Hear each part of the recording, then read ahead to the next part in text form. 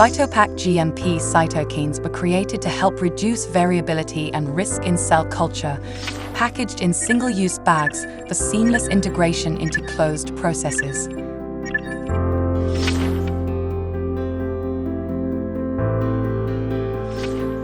One. Take out CytoPak from -70°C storage and thaw at room temperature 1 hour or 4°C overnight.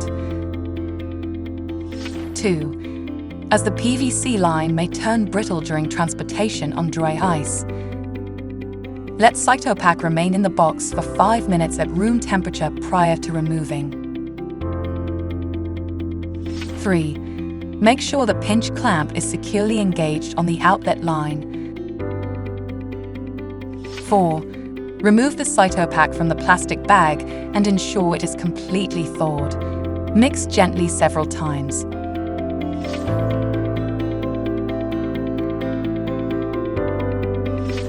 5. Weld the CytoPak bag to a media bag using aseptic welding protocol. There are 2 options for connecting to the CytoPak bags: weldable connection via proximal TPE section, 1/8 inch ID by 1/4 inch OD, and distal PEC section, 3/32 inch ID x 5/32 inch OD. Both of the tubes are about 6 inch long, 15 centimeters. 6.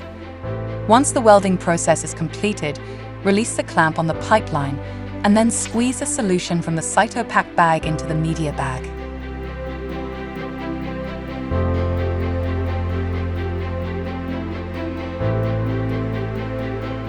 7. Clamp the tube between the CytoPak bag and the media bag. A.